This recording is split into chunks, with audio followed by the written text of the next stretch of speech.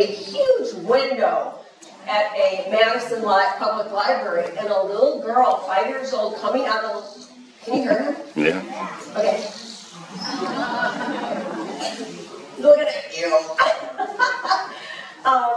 He came out of the library. Yeah, he doesn't usually do that. This is why he's called a saw wet owl, folks. He sounds like a wet saw blade being sharpened.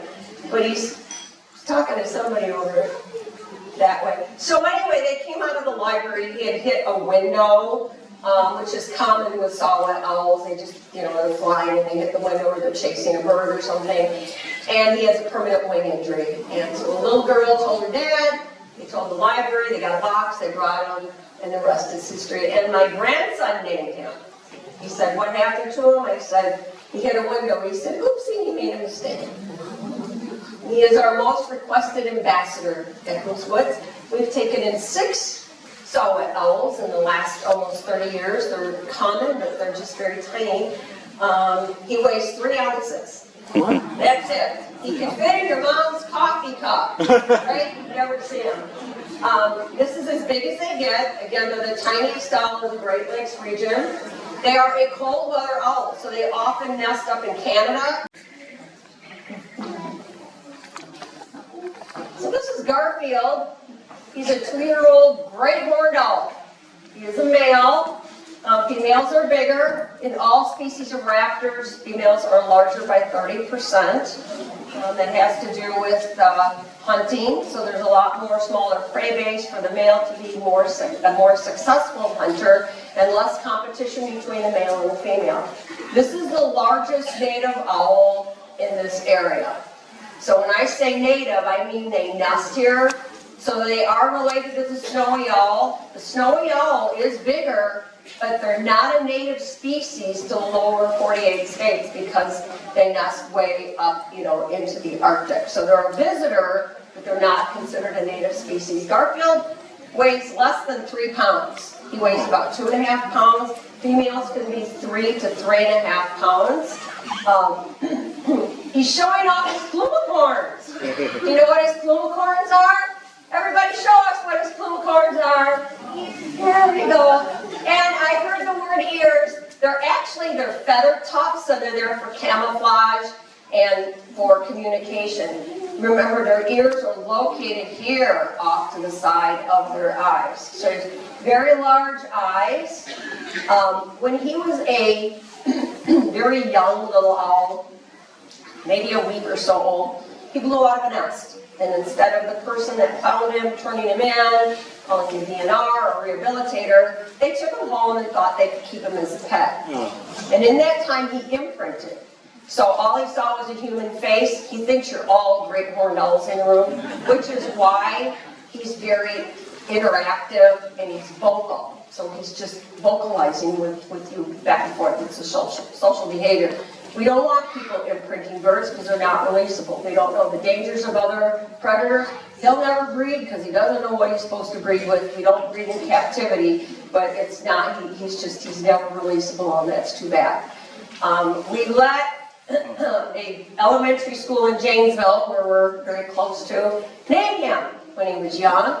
They named him Garfield after Garfield the cat, because they said he has kind of that Garfield the cat attitude, and they have cat-like eyes. So the name fits him perfectly. So his wingspan is about 6 feet. They do not build nests. Owls do not build nests. So they will use an old crow nest, a red-tailed hawk nest, a squirrel nest. A lot of times they'll nest as high as 30, 40 feet up into like a white pine. Or just, they've nested in the little cavities of trees and crevices and places like that. They're very, very diverse. They mainly rodents. They're one of the only known predators of skunks. Sometimes we get great horned owls that were sprayed by skunks, and it stinks up the whole hospital. Stinky, and the car, too. They don't lay them all at once. But they typically lay anywhere from 4 to 12 eggs.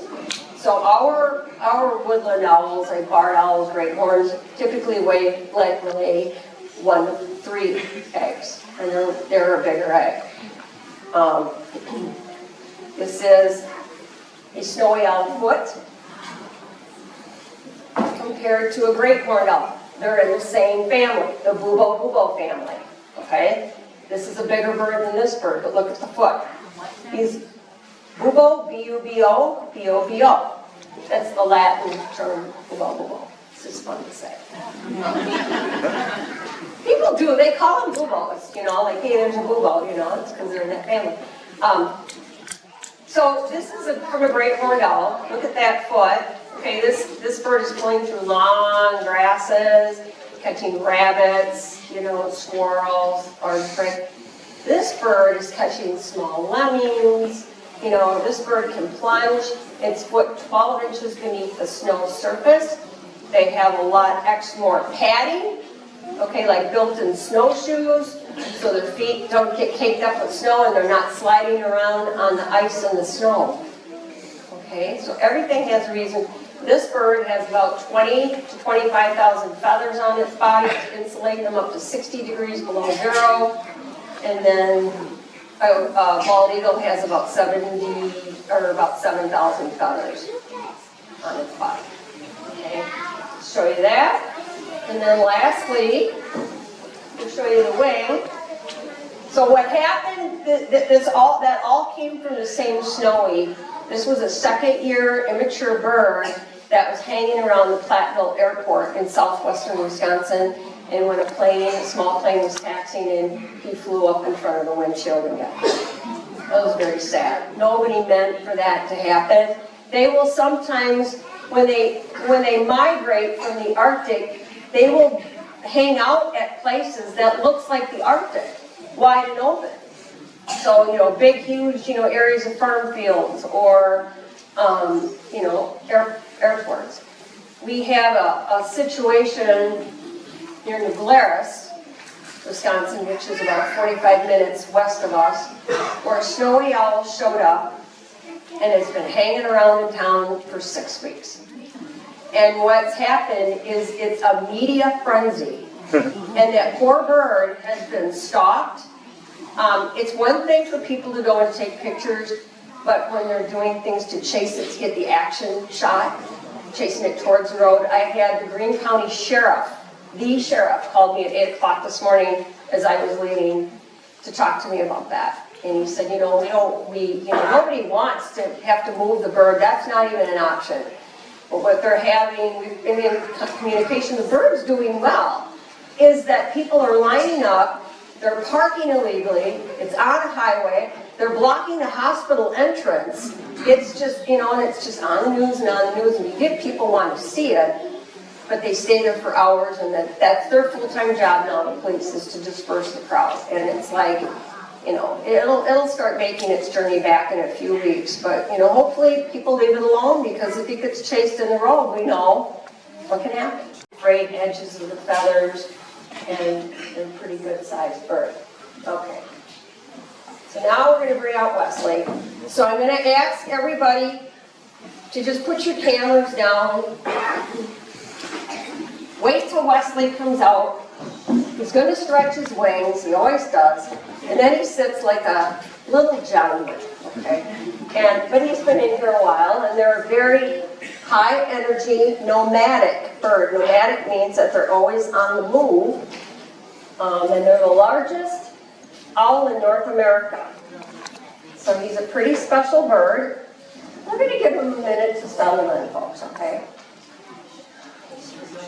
You've tore up all your paper in here. Whoa.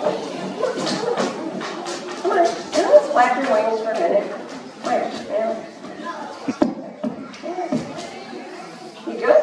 All right, see? Does that every time for 11 years. This is Wesley. Isn't he pretty cool? You're only one of like 2, 3 at the most. Centers in Wisconsin with an education snowy owl. And Wesley's the oldest. They're not easy to keep in captivity. You think about where they came from, a sterile environment, they have really little immunity to anything. And we are very careful with Wesley. He comes out for winter programs, May through September. he's not doing programs. We're not going to risk him getting overheated or anything like that. You can take pictures now. So Wesley is going to be 12 years old this year, and he was hit by a car when he was about 1 year old, kind of south of Madison, in a rural area where there was a subdivision. And there were children that had been watching Wesley for 2 or 3 weeks, sitting on posts, and their parents called the DNR, and of course the DNR said, no, that's probably a barn owl or something. Well, the kids were right. And then Wesley got hit by a car twice. And he was recovered in the road, and he was in very, very poor condition. He'll never fly again. He was very low in weight, so he was struggling with a respiratory infection. And it took like 6 months really to get him back in full good health, but he'll never fly again. So he's got his beak open, and he's just a little warm in here. That's okay. Yeah.